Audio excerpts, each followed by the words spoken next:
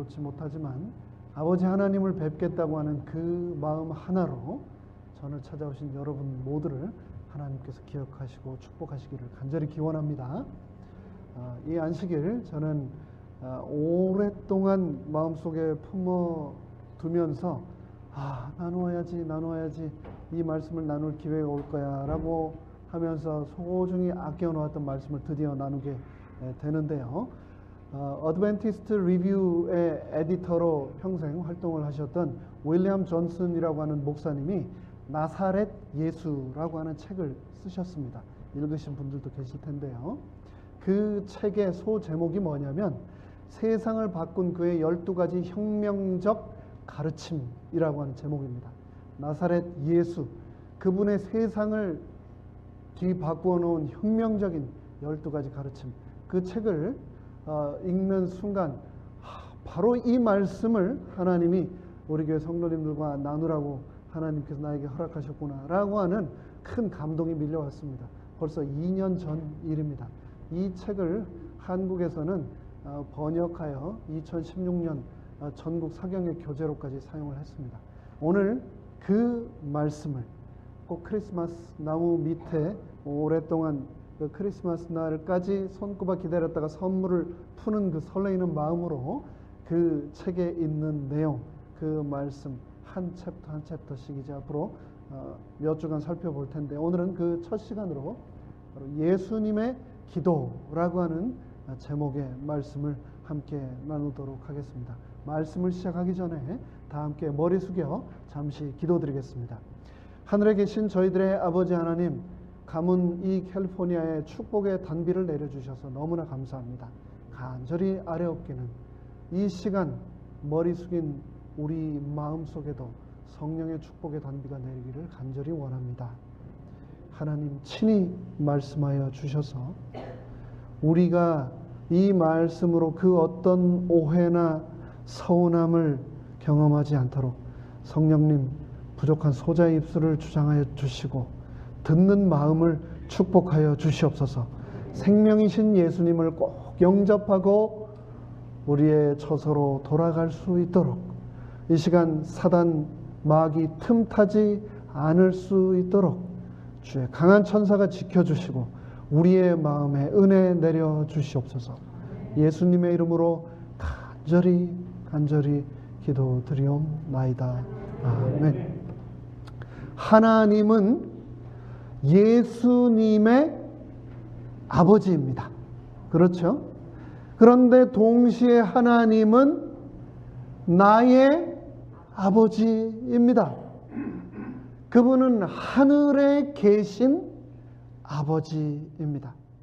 우리가 마음과 목소리를 높일 때, 우리의 마음을 담아 기도할 때에 비록 우리의 육신은 이 땅에 묶여 있지만 기도를 통하여 우리는 영광스러운 하늘 궁정 속으로 들어가 우리의 하나님 아버지를 만날 수 있게 됩니다. 이 세상, 특별히 미국에서 가장 파워가 막강한 사람을 꼽으라고 하면 대통령을 우리가 꼽을 수 있겠죠. 그런데 그 대통령을, 그 파워가 좋아서 제가 아버지라고 부른다면 도널드 트럼프가 저보고 뭐라고 할까요?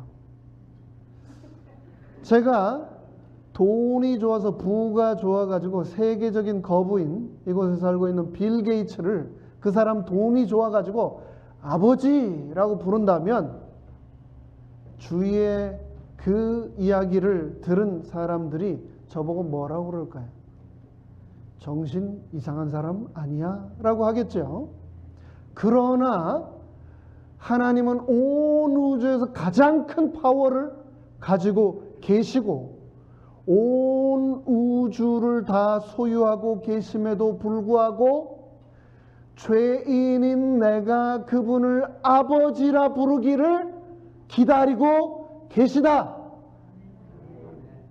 그분은 지금도 내가 그분을 기도 중에 부르기를 간절히 원하고 계시다 라고 성경은 우리에게 말을 하고 있는 겁니다. 너무 놀랍지 않습니까? 예수님은 그래서 기도하는 분이셨고 기도하는 삶을 사셨습니다. 그분의 삶의 다른 어떤 요소보다도 그분의 기도라고 하는 삶을 빼면은 그분의 공생애를 설명할 수 없을 만큼 그분의 인생은 처음부터 끝까지 기도로 충만한 그런 삶을 사셨습니다. 예수님이 이 땅에 공생애하시는 3년 반 우리 같은 죄인들과 함께 사시는 그 기간 내내 자주 기도하셨습니다. 그 어떤 일보다도 그분은 범사에 우리의 모본이셨지만 기도하는 일에 있어서는 우리의 그 누구와도 비교할 수 없는 가장 큰 모본이 되셨습니다. 히브리서 4장 15절에서 말씀하신 것처럼 그는 우리와 같이 연약한 한 형제로서 이 땅에 모든 일에 우리와 같이 한결같이 시험을 받으셨지만 하늘에 계신 아버지를 붙들고 매달리는 기도의 삶을 하심으로 죄 없는 완전한 삶을 사셨던 분입니다. 제가 좋아하고 또 여러분 모두 좋아하시는 생애의 빛 정로의 계단에 있는 말씀을 다 함께 목소리를 맞춰 읽어보도록 하겠습니다. 시작. 그는 죄악 세상에서 심령의 투쟁과 고민을 당하였다.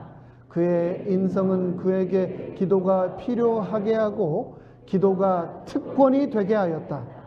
그는 당신의 아버지와 교통하는 가운데서 위안과 기쁨을 얻었다.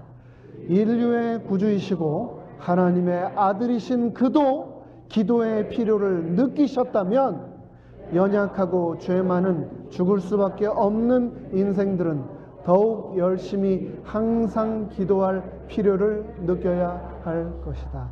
아멘.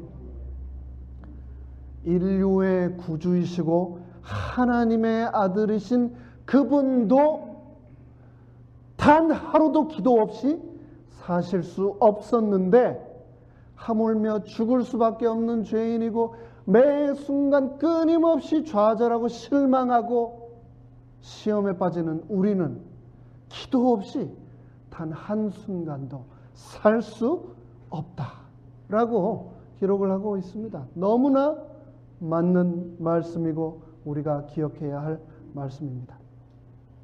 예수님의 생애는 요람에서 무덤까지 기도로 흠뻑 젖어 있는 그런 삶을 사셨습니다. 예수님이 탄생하기 이미 전에 사가랴와 마리아가 그로 인하여 목청 높이 하나님을 찬양한 것 우리가 누가복음 통하여서 그 기사를 잘 알고 있습니다.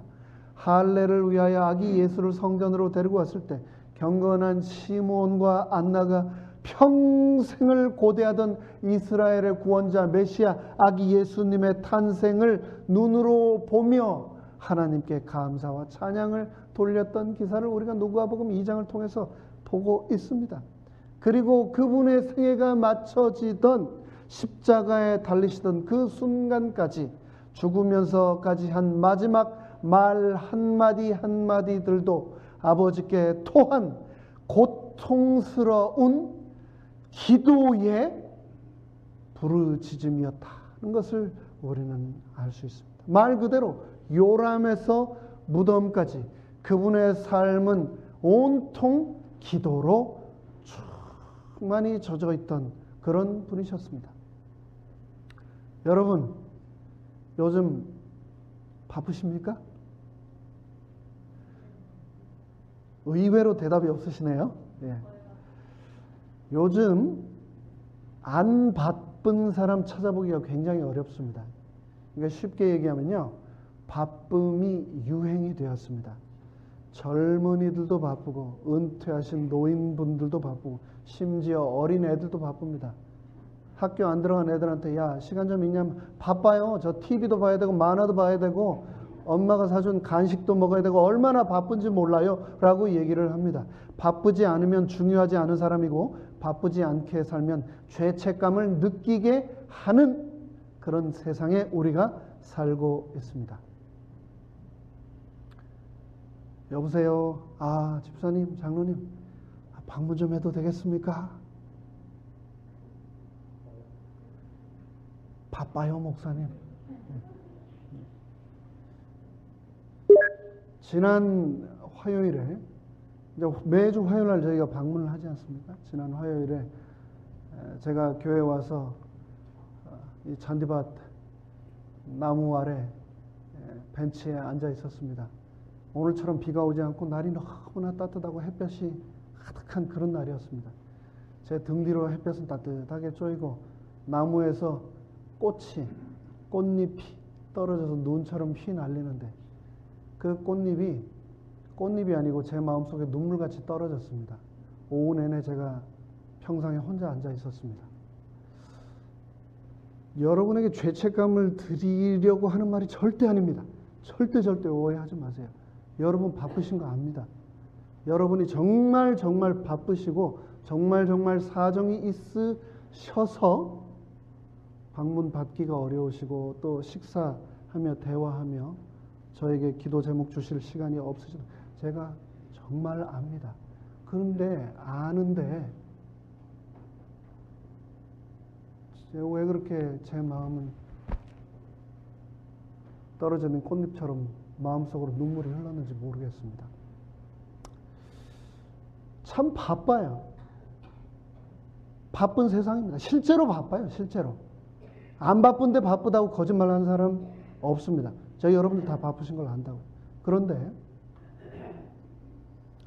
이 세상 인류 역사를 살아가면서 바쁘게 살아가는 수많은 사람 가운데 가장 바빴던 사람이 누구일까? 누가 가장 바빴을까요? 예수님. 누가는 그의 책에서 5장 16절에서 예수는 물러가사 한적한 곳에서 기도하시니라 이렇게 얘기를 하셨는데, 한적한 곳에 물러가서 기도하니 뭐 좀 여유 있게 공생이 하셨네 라고 생각을 할 수 있을까요? 아닙니다. 이 텍스트만 딱 봐도요, 누가복음 5장 직전에 무슨 일이 있었던가?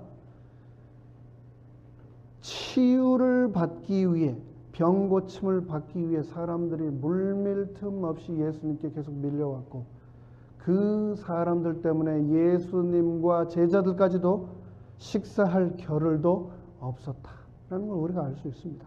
그럼에도 불구하고 예수님께서는 이따금 혼자서 한적한 곳으로 물러가셨는데, 시간이 나서 가신 것이 아니고 의도적으로, 더 나아가서 목숨을 걸고, 내가 아버지 하나님을 만나 기도하지 않으면 죽을 것 같으니까 생명을 걸고 그분은 한적한 곳으로 나가서 기도를 하셨던 겁니다. 조용히 아버지께 들어 올려지는 깊은 교제를 나누셨던 겁니다.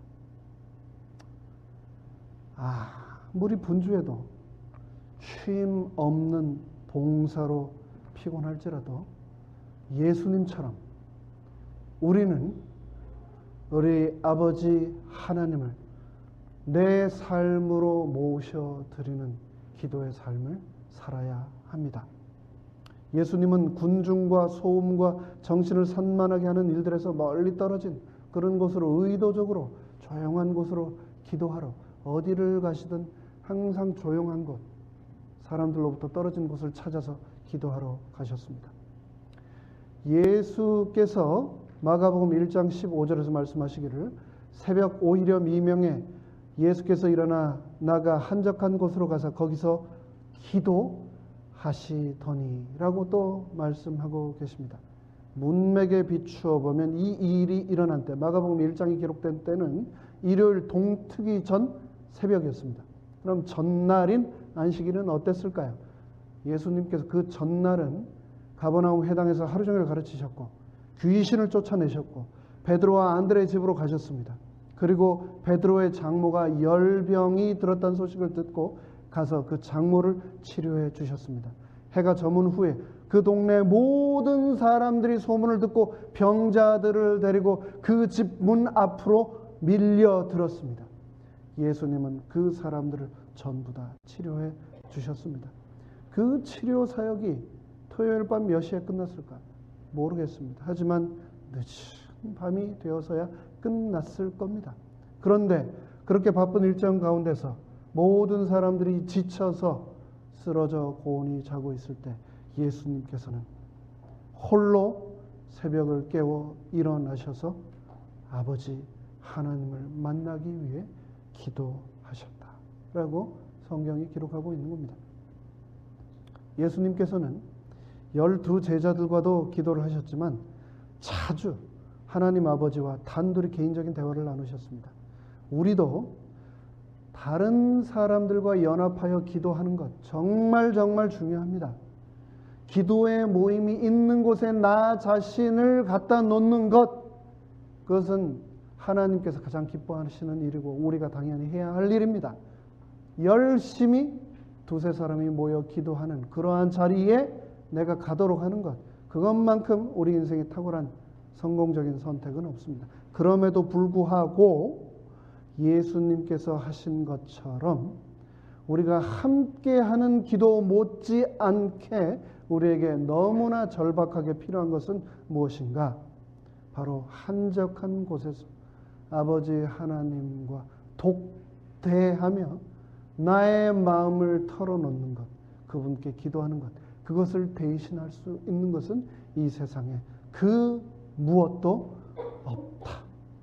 그래서 예수님은 공생애 하시는 그 짧은 기간 동안 참 자주 산에 가셨습니다. 예수님께서 정규적으로 기도를 하셨습니다. 그런데 성경을 통해서 보면 그런 평상적인 일과에서 다가오는 그런 도전들을 위해서 기도를 하셨을 뿐만 아니라 특별한 경우에는 예수님의 기도 생활의 강도가 훨씬 더 강해졌음을 우리가 살펴볼 수 있습니다. 예를 들면 이렇습니다. 예수님께서 성령이 형체로 비둘기같이 그의 위에 강림하시더니 하늘로서 소리가 나기를 너는 내 사랑하는 아들이라 내가 너를 기뻐하노라 하시니라. 자신을 구별하여 하나님께 드리는 그 침례 순간 예수님께서는 인생 그 어떤 순간보다도 더 열심히 아버지 하나님께 기도하였습니다. 그리고 12 제자를 구별하여 세우실 때 예수님은 그 어느 때보다도 더 열심히 기도하셨습니다. 이때에 예수께서 기도하시러 산으로 가사 밤이 맞도록 12 제자를 세우기 직전의 밤입니다. 밤이 맞도록 하나님께 기도하시고 밝음에 그 제자들을 부르사 그 중에서 12를 택하여 사도라 칭하셨다. 이렇게 중요한 일이 있을 때마다 예수님께서는 홀로 그리고 때로는 밤을 지새워가며 아버지 하나님께 기도를 했습니다. 목요일 밤이었습니다. 보름달에 흠뻑 젖어 도성은 잠에 빠져들어 있었습니다. 그러나 예수님께서는 겟세마네 동산에서 어김없이 또다시 고뇌에 찬 기도를 홀로 드리고 계셨습니다. 죄로 인한 우주의 재앙이 그의 어깨를 짓누르고 예수님께서는 아버지로부터 분리됨이 주는 그 어둠의 공포로 전율하고 계셨습니다. 예수께서는 가능하다면 이 분리의 어둠이 제거되기를 기도합니다. 예수 얼굴에서 땀방울이 핏방울처럼 땅바닥에 떨어졌습니다. 그러나 예수님은 모든 것을 아버지의 뜻에 굴복합니다. 다 함께 읽겠습니다. 시작. 아버지여, 만일 아버지의 뜻이거든 이 잔을 내게서 옮기시옵소서. 그러나 내 원대로 마옵시고 아버지의 원대로 되기를 원하나이다. 다른 길이 없었습니다. 인류를 구원하기 위해서라면 예수님께서는 그 고난의 잔을 취소할 수 없었습니다. 그래서 십자가의 길로 가야만 한다는 것을 그분은 아셨습니다. 세상에 오셨던 예수 그리스도 구주께서는 홀로 그 재앙의 잔을 모두 다 마셔야 하셨습니다. 그래서 예수님께서는 그날 밤 겟세마네 동산에서 하나님께 매달렸습니다. 모든 힘을 다하여 믿음으로 매달렸습니다. 그런데 그 모습이 밤새 사력을 다하여 매달리셨던 그 모습이 가장 본질적인 형태의 기도라는 것을 우리는 기억해야 하겠습니다. 기도는 뭐라고요? 매달리는 거라고요. 매달리는 거. 우리가 살다 보면 삶이 무기력하게 느껴지고 모든 활력과 힘을 다 잃어버린 것처럼 방전된 배터리 같은 그런 느낌을 우리가 받을 때가 있습니다. 예수님은 아버지 하나님과 교통함으로 그런 느낌이 올 때마다, 그런 힘든 시간이 올 때마다 그분의 삶을 재충전하고 활력을 받아 새로운 하루를 또 다시 시작하셨습니다. 하나님은 우리의 기도에 기꺼이 응답하신다. 하나님은 우리의 기도를 듣고 응답하고자 기다리고 계신다.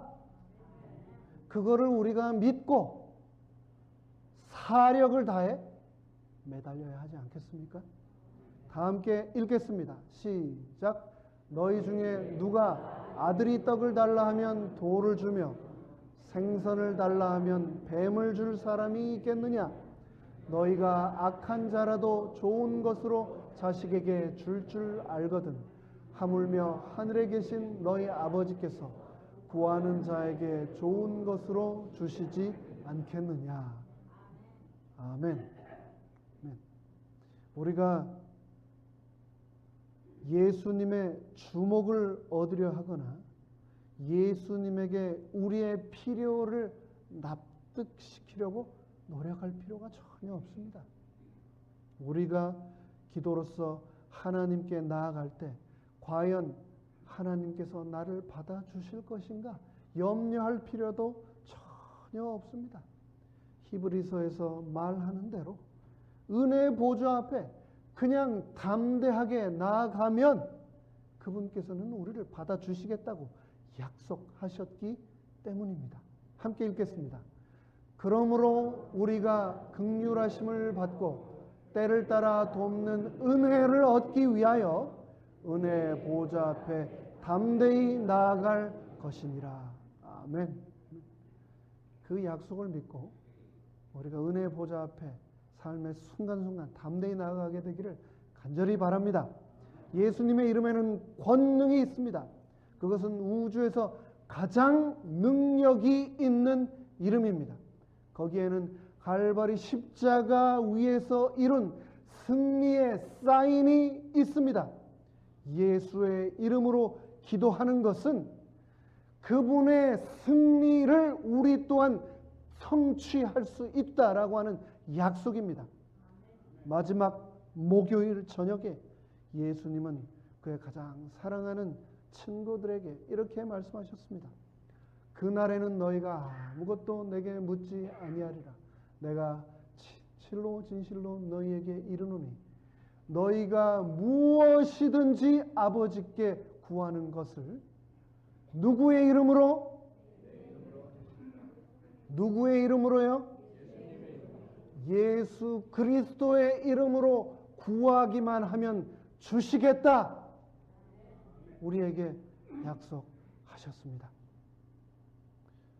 예수님께서 주신 이 약속을 우리는 주저하지 말고 구해야 합니다. 우리의 평화를 방해하는 것은 하나님께는 아무것도 아닙니다. 그러므로 우리는 주신 그 약속을 의지하여 계속해서 그분께 매달려야 합니다. 함께 또 읽겠습니다. 시작.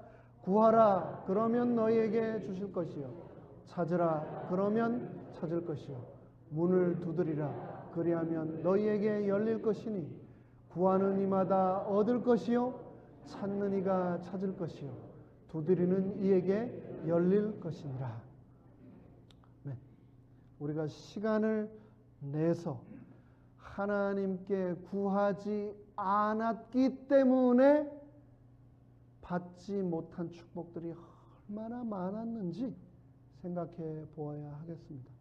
우리 주님께서는 우리의 간구를 들어주시려고 지대한 관심을 가지고 우리의 기도만을 간절히 기다리고 계신데, 우리가 구함이 없었기 때문에 불필요하게 빠졌던 수많은 시련과 환난과 약속받지 못했던 순간들을 우리는 기억해야 될 것입니다. 그리고 그런 순간들이 다시는 일어나지 않도록, 그런 기회들을 놓치지 않기 위해서 끊임없이 끈기 있게 기도해야 하겠습니다. 우리는 기도를 하되 하나님을 설득하려 들지 말고, 기도를 통해서 하나님 이 죄인을 변화시켜 주시옵소서, 바꿔 주시옵소서라고 하나님께 끈기 있게 기도하며 하나님과 씨름해야 하겠습니다. 그렇게 함으로 나의 삶을 살펴보고 결국 하나님의 계획이, 그분의 섭리가 무엇인지 깨닫고, 그래서 나의 삶이 변함으로 하나님의 뜻이 이루어지게 될 것입니다. 기도는 하나님을 바꾸는 것이 아니라 기도는 나를 바꾸는 것입니다. 예수님은 누가복음 18장의 비유를 통해서 마음이 굽은 재판관조차도 과부의 탄원에 굴복을 했다면 하물며 의로우신 하늘 아버지께서 끊임없이 부르짖는 그분의 백성들의 기도를 어찌 들어주지 아니하시겠느냐라고 분명히 말씀하셨습니다. 하나님은 우리의 기도를 들으시는 분입니다. 하나님은 우리의 기도를 듣고 응답하시는 분입니다. 하나님은 우리의 기도를 기다리고 계신 분입니다. 하나님은 우리가 구하기를 지금도 간절히 바라며 우리의 입술을 주목하여 바라보고 계신 분입니다. 변화산 산기슭에서 귀신 들린 아이의 아버지에게 예수님은 할 수 있거든이 무슨 말이냐, 믿는 자에게는 능치 못할 일이 없느니라 라고 말씀하셨습니다. 여리고 맹인 바디메오에게는 너의 믿음이 너를 구원하고 너를 치유하였다라고 말씀하셨습니다. 제자들이 귀신 들린 아이를 치유하고자 했으나 실패했습니다. 그들이 공개적으로 망신을 당한 후에 예수님께 와서 왜 자신들은 그 귀신 들린 아이를 치료할 수 없었는지에 대해서 묻자 예수님께서는 말씀하셨습니다. 너희 믿음이 적은 연곤이라. 진실로 너희에게 이르노니 너희가 만일 믿음이 한 겨자씨만큼만 있으면 이 산을 명하여 여기서 저기로 옮기라 하여도 옮길 것이요 또 너희가 못할 것이 없으리라 라고 말씀하셨습니다.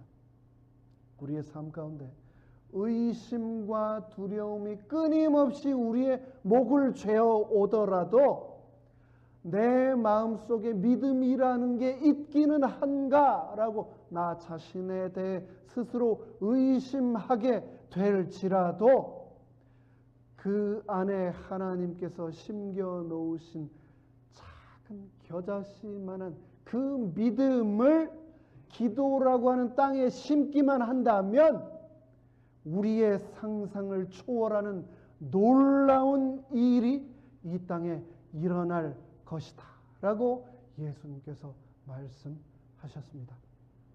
예수님께서는 그러면서 우리에게 기도하는 방법을 말씀하여 주셨습니다. 골방에 들어가서 문을 닫고 은밀한 중에 계신 너의 아버지 하나님께 기도하면 너의 아버지께서 모든 것을 다 갚으시리라 라고 분명히 말씀하셨습니다. 우리가 다 함께 기도할 때도 두세 사람이 함께 그분의 이름으로 모여 기도할 때도 응답을 하시고, 그뿐만 아니라 은밀한 골방에서 혼자 눈물 흘리며 상실과 아픔과 좌절에 관하여 기도할 때도 하나님께서는 여전히 기도에 응답하신다라고 약속하셨습니다. 예수님께서 공생애 하시는 동안 제자들이 예수님께 주님이시여 우리에게 기도하는 방법을 가르쳐 주시옵소서라고 할 때 예수님께서는 마태복음 6장 9절로 13절 그리고 누가복음 11장 2절로 4절에서 그 기도의 방법을 제자들에게 알려주셨고 또 그 말씀을 우리들에게 또 주셨습니다. 산상설교의 일부로 주어졌던 제자들의 요청에 의하여 우리에게 가르쳐 주신 이 기도, 이 주 기도는 크게 세 부분으로 우리가 나눌 수 있습니다. 첫 번째, 호칭. 누구에게 이 기도를 드리는가? 우리가 기도를 드리는 이분은 누구이신가? 그리고 두 번째, 천국을 위한 세 가지 간구. 그리고 마지막 세 번째로 제자들의 세 가지 간구로 이루어져 있습니다. 예수님께서는 개인적인 간구를 올리기 전에 먼저 개인적인 바람을 하나님께 아뢰기 전에 먼저 천국과 그것에 대한 관심사를 위하여 기도하라 라고 말씀하셨습니다. 내 일상의 필요가 너무나 지대하고 너무나 급박한데 왜 하나님께서는 천국에 관하여 먼저 기도하라고 하셨는가? 우리가 살다가 인생의 짐에 스트레스에 짓눌려 우리의 필요에 급급해서 주님 앞에 그것을 먼저 내어놓는 것, 그것이 잘못된 것은 아니지만 우리가 삶에 있어서 모든 우선순위를 천국에 집중한다면 큰 유익을 얻을 수 있다는 것을 예수님께서는 우리에게 알려주시고자 했던 것입니다. 그렇기 때문에 예수님께서는 우리의 가장 큰 관심사, 가장 궁극적인 관심사가 우리 삶에 있어서 천국이 되기를 원하셨습니다. 너는 이렇게 기도하라. 하늘에 계신 우리 아버지시여 이름이 거룩히 여김을 받으시오며. 천국을 위한 첫 번째 탄원은 바로 하나님의 이름이 존귀하게 되는 것입니다. 우리는 기도로서 이 세상을 품을 수 있고 우리의 입술로 이 세상 모든 맹세를 주장할 수 있습니다. 그런데 우리가 살고 있는 이 세상은 불경스러운 세상이고 도처에서 주의 이름을 부주의하게 농담이나 맹세로 사용하는 것이 아무런 거리낌이 없는 그런 세상에 우리가 살고 있습니다. 특히 대중매체 오락산업에서는 10계명에 주신 세 번째 계명을 염두에 두지 않고 끊임없이 주의 이름을 모독하는 것이 아무렇지도 않은 것처럼 우리를 각인시키고 있습니다. 뭐가 있을까요? 오 마이 갓! 아무 거리낌 없이 하나님의 이름을 망령되이 일컫고 있습니다. 그러나 예수님께서 가르쳐주신 주 기도를 통해서 그분의 이름이 거룩히 여김을 받는 것이 우리의 인생에 있어, 우리의 기도에 있어서 또 우리의 영혼의 삶에 있어서 얼마나 중요한 것인가를 예수님께서는 우리에게 가르쳐주고 계십니다. 우리의 언어를 구별하고 우리의 삶을 천국을 향함으로 우리의 기도가 응답되게 되기를 간절히 바랍니다. 하늘에 계신 우리 아버지시여 나라의 임하옵시며. 우리는 이 세상에 살고 있지만 동시에 세상에 살고 있지만 천국에 사는 사람으로서 살아가야 한다라고 예수님은 말씀하고 계십니다. 천국이 바로 지금 이 사회 속으로 파고들고 있다라고 예수님이 선포를 하셨고 동시에 천국의 완전한 도래를 향해서 우리는 오실 천국 예수님의 재림을 향하여 가고 있다라고 예수님은 말씀하셨습니다. 그 미래의 천국 그것은 비밀스러운 것이 아니고 공개적인 것이며 잠잠한 것이 아니라 영광스러운 것이 될 것이다 라고 하면서 하나님의 나라가 임하시기를 기도하라 라고 하며 주 기도에서 우리가 나라가 임하시옵소서라고 기도하라고 예수님께서는 우리에게 가르쳐 주셨습니다. 그 기도를 통하여 천국을 향한, 재림을 향한 우리의 열망을, 소망을 기도할 때마다 표현하라고 예수님께서는 우리에게 명령하신 것입니다. 뜻이 하늘에서 이룬 것 같이 땅에서도 이루어지이다. 우리는 그리스도와 사탄 사이의 전쟁이 치러지고 있는 반역의 별 지구에서 살고 있습니다. 이 전쟁은 희생자를 요구합니다. 천국을 위한 세 번째 탄원은 오랜 전쟁이 끝나고 평화와 사랑이 불협화음 없는 지구를 가득 채울 그날을 고대하게 합니다. 주의 뜻이 하늘에서 이루어진 것처럼 비록 반역의 별 이 지구에서 영과 육, 천사와 사단 사이의 전쟁 가운데 살아가고 있지만 그 가운데서 내 안에 주의 뜻이 이루어지도록 주여 붙들어 주시옵소서라고 기도를 하고 있는 겁니다. 그렇게 천국을 위한 간구 후에 우리는 각자 주님 앞에 나아가서 그분에게 친구처럼 마음을 터놓고 우리의 슬픔과 염려를 이야기할 수 있게 됩니다. 오늘날 우리에게 일용할 양식을 주옵시고 라고 기도하셨습니다. 잠언에서는 허탄한 거짓말을 내게서 멀리하옵시며 나로 가난하게도 마옵시고 부하게도 마옵시고 오직 필요한 양식으로 내게 먹이시옵소서. 혹 내가 배불러서 하나님을 모른다 여호와가 누구냐 할까 하오며 혹 내가 가난해서 도적질하고 내 하나님 이름을 욕되게 할까 두려워함이니이다 라고 말했습니다. 이 탐욕과 물질주의의 시대에 이 기도는, 잠언 30장의 기도는 예수님의 제자들의 기도뿐 아니라 우리 모두에게도 너무나 적합한 기도입니다. 그래서 우리도 이렇게 기도하여 시험에 빠지지 않게 되기를 간절히 바랍니다. 우리가 우리에게 죄 지은 자를 사하여 준 것 같이 우리 죄를 사하여 주시라고 예수님은 또한 기도하셨습니다. 이 기도는 일회용 탄원이 아닙니다. 우리는 끊임없이 하나님에서 뜻에서 멀어지려고 하는 경향이 있기 때문에 끊임없이 용서가 필요한 죄인들입니다. 우리가 천국에 이를 때까지 우리는 용서의 은혜를 깨닫기 위해서 이 기도를 계속해서 드려야 합니다. 죄는 무거운 짐입니다. 죄는 우리를 억누르는 빚입니다. 그 모든 죄의 빚을 예수 그리스도의 은혜만이, 용서의 은혜만이 우리를 자유롭게 해줄 수 있다라고 예수께서는 기도를 통하여 우리에게 말씀하고 계십니다. 그러면서 우리를 시험에 들게 하지 마옵시고 다만 악에서 구하옵소서라고 말하고 있습니다. 이것은 모든 상황에 대처하기 위해 하늘의 도움을 구하는 기도입니다. 시험은 분명히 이를 것입니다. 과거에 나의 인생에 임하여 왔던 수많은 시험들, 그리고 지금 내 인생에 임한 이 시험들, 그리고 다가올 수많은 시험들을 우리가 이겨내기 위해서는 하늘의 기도의 응답밖에 없다는 것을 우리는 기억해야 할 것입니다.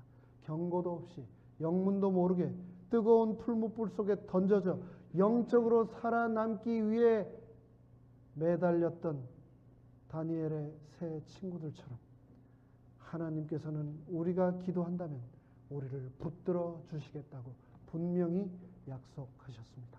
다 함께 이사야 43장의 말씀을 읽겠습니다. 시작. 내가 물 가운데로 지날 때 내가 함께할 것이라. 강을 건널 때에 물을 너를 침몰치 못할 것이며 내가 불 가운데로 행할 때 타지도 아니할 것이요 불꽃이 너를 사르지도 못하리라.